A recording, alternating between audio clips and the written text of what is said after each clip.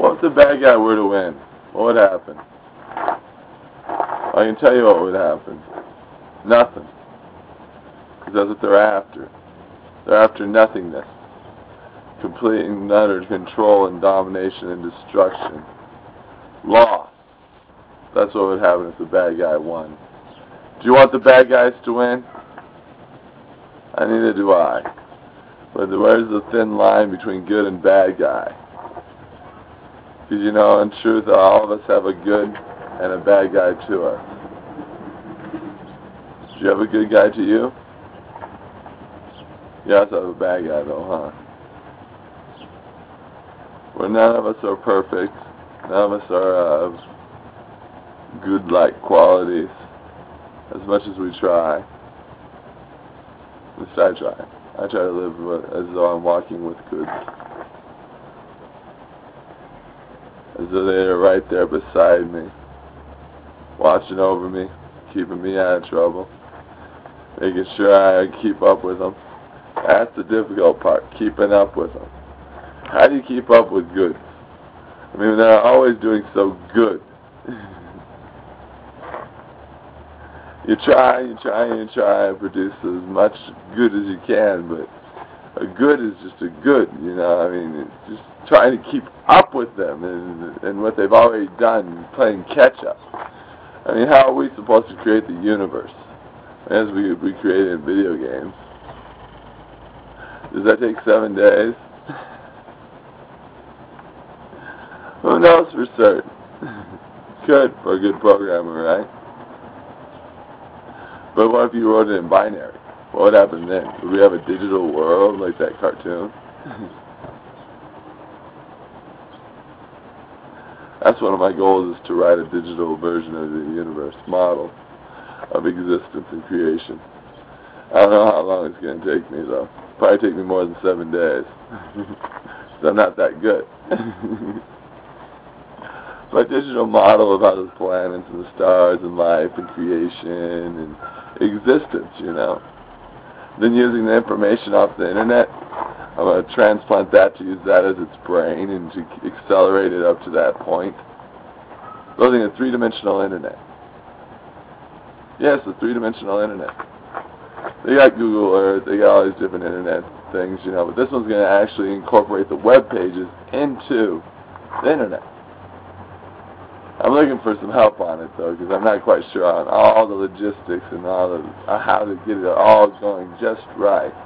So you know what I think? I think goods had help when they were creating the universes and stuff. I think the first thing that God created wasn't the heavens and the earth, or whatever it was. It was someone to help him to create it.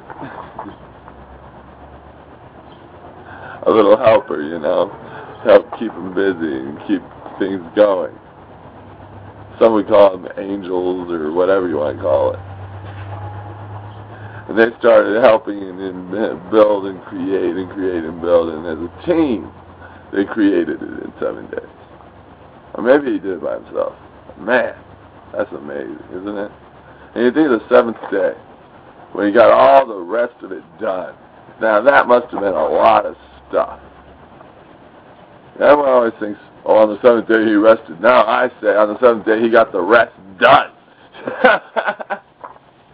Because there's some parts missing from those other days, you know. So on the 7th day he got the rest done. I mean, that's got to be a record breaker there. All the things he got done on that 7th day. The rest.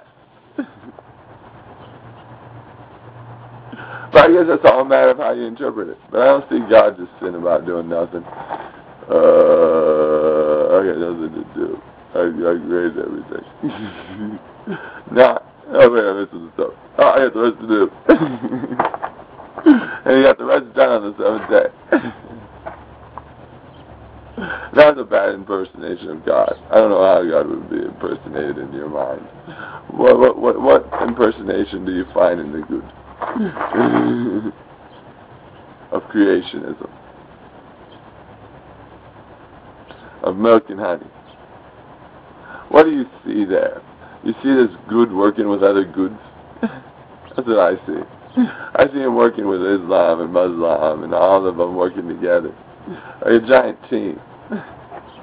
Keeping the world going through the teachings they've passed down through history and have inspired in man. I see them, all those goods and all the good things in this world, all the good teachings and stuff, working together and keeping us going and strengthening us to the future. And I see this one little nuisance. Shows up here and there.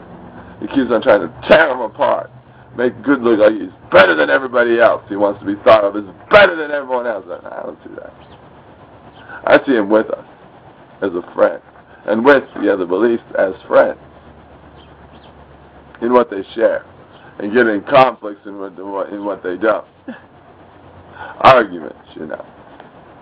Who did this? Who did that? Who decided this? Who did this? Who did that? Fine, I'll do it again, you know. I wonder how many existences God's created. If He created one in 7 days, I wonder if He created another one in 7 days. And another 7 days. And every week He just keeps on creating more and more and more and more and more and more and more. Just having fun creating existence. Sounds like a fun existence.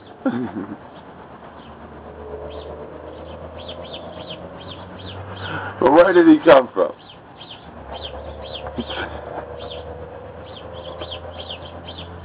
Could we start off on one right now? Create a whole new existence. Of course, according to some books, existence is actually a relatively shared thing. It's a relatively shared thing. See, we share existence with the birds. Do you hear them chirping? Oh, no, they got quiet for a second. And there's one there. We share existence with them, as though they were given to us and we were given to them. In existence. It's not like we own them, and they don't own us. We just exist together in this gigantic share that we call existence. I mean, think about it. Makes sense, doesn't it? Well, how else do we exist with them if we don't share an existence with them? As though they were given to us as we were given to them. We were given to them. As they were given to us. In a share which we call existence. Could that be how it exists and we share and how the birds do fly about and the trees exist and everything exists? Because it was all given to us in existence to share it? This world, this plain existence itself, we all share in it together. I think that could be it. I think that is the key. We all share in existence. Not only were the fruits, trees, plants, birds, and animals given to us, we were given to them. And it's called the share of existence. They exist with us because they were given to us. And we exist to them because we were given to them. Well, don't you think you exist to a tree? Well, when you run into one, you'll know it. Yeah, that tree got in your way. It existed in there. Grew that branch just to trip you in your way. Just to block your path, maybe. Or bore that fruit just to feed you and your family. In the hope that you, in respect, would share it back in existence and plant some of its seed, so that it would continue to grow as we would grow with it, and it would grow with us, and then the share of existence would continue, of growth. Like respecting nature. If you disrespect nature, boom, it's gone, and it doesn't come back. If you treat it as though without care, and you don't nurture it, or take care of it, or else you rip it up, or you take it all, or you try and destroy it, or you treat it as though it should be lesser, and somehow you don't take care of it, boom, it seems to disappear. It seems just to be gone. Because you know why? You took it away from us. It was gone because you took it from existence. You no longer share an existence with it. Because it was given to you and you were given to it, but you didn't realize that you were given to it. And you didn't realize that it shares an existence with you. And if you disrespect that share and take too much or you destroy it or you hurt it in some way, it's not going to share back with you. It's going to say, bye-bye, I'm gone. I'm going to go off on another plane of existence. I'm dead here. You didn't want me, and I'm fine with that, so I'm leaving. Sure, the same is true of animals. We take of the food and the products of the food that we take from them, but we don't share any back, so they don't come around. But we shared food back with them. We have animals everywhere. But they're coming in anyway, because they smell the food. But how can we take care of this problem with animals in our cities? Well, if you consider it a problem. We could share our food with them. But where? Well, we don't want them in the cities so much, so we could share it way out in the woods. And then, of course, we could build the paths to feed the hungry, the meat. Big old pile of food out in the woods. I mean, every animal for blocks around is going to be running to that pile. Predators, too, to get those animals going after that food.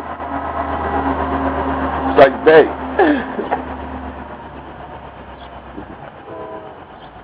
Throw a worm in the water and eventually you might get a bite.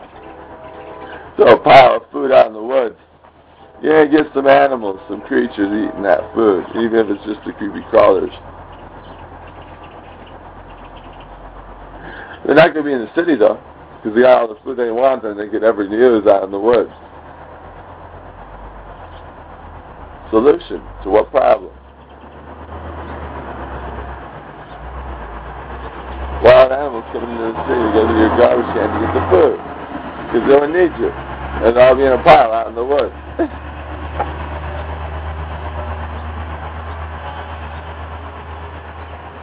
So they just go to the pile, collect their share of food, eat up, and watch out for predators. That's another thing I think they like about coming into town. We don't let predators into town. Even though if we get too many animals in town, you know what? We might find ourselves some predators, too, coming in after them.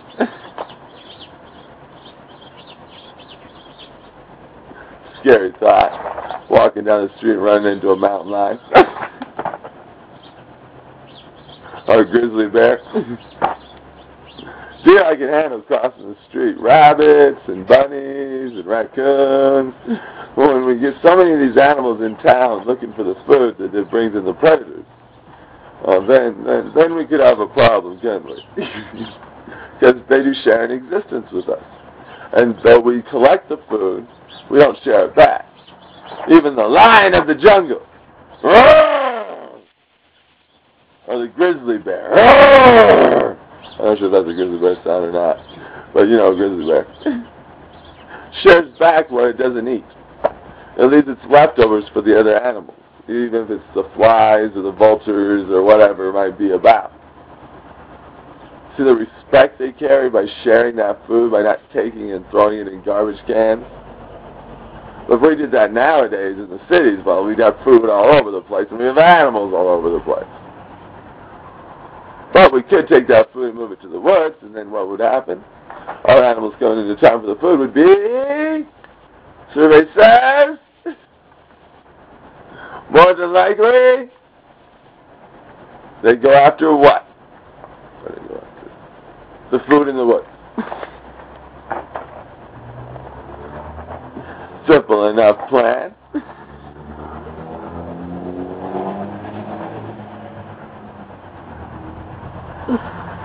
Then we can lead them into town by little trails of food.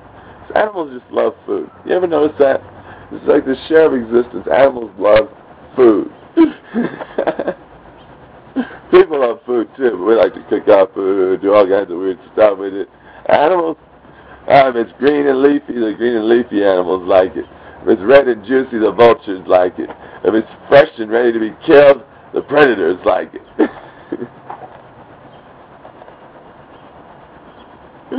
If it's old and moldy, then the creepy crawly creatures like the flies like it. That goes for mice too, you know. All our mice in our homes and stuff. Hey, we build a big pile of food out in the woods for them. You know what? Most of the mice are going to be out of that pile of food. They're not going to be in our homes anymore. They have no reason to be. They come into the homes to grab and steal the food and for shelter. So we'd have to build some shelter out of that pile too. Make it a nice habitat. We put up some fences. Hey, look at all the animals. The observation centers. Careful though. Warning, warning, warning. Wild animals. You build a natural animal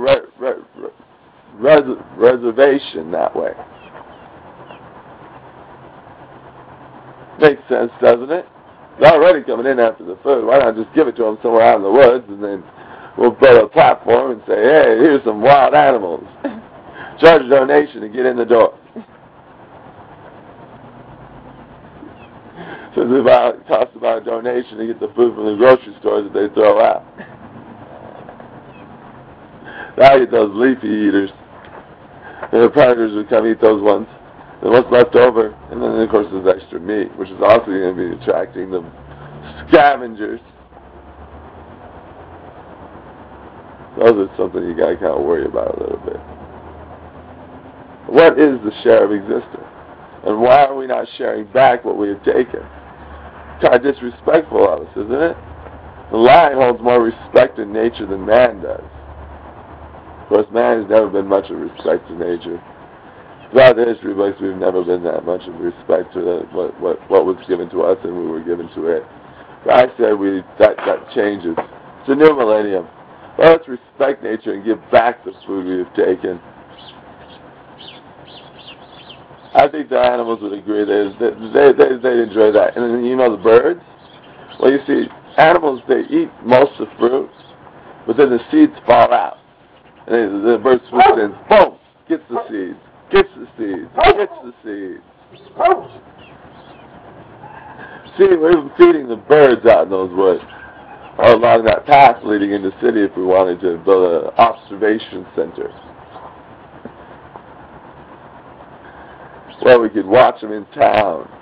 And the path would be completely fenced, but when you get into the path, just because we don't want to keep the animals from their homes, and they might want to travel some more, and we build special fences, just blank pieces of fence like trees, so they run into them because they can't see them really well, but they can get their way out, but there's resistance to leaving and getting in. If you follow the food in, you usually they miss the fences. But on the way out, sometimes they don't. And we have this parading of animals from the big old food pile all the way into town to the food pile, off into branches. The animal center, where we can put quotes about the great lessons these animals have taught us and show respect to that which was given to us that we were given to. Nature, animals, birds, plants, trees, animals. And you know what happens when we show more respect? We're given more respect, and they stay out of our garbage cans, and they don't attack us. They stay off the streets. They stay to the path. They understand somehow. Maybe it's just because the food's there, but I think they understand. And then we are in balance with creation in the share that is existence,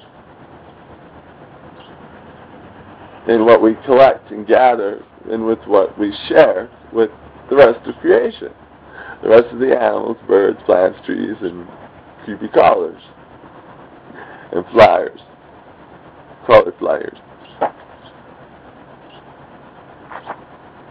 insects.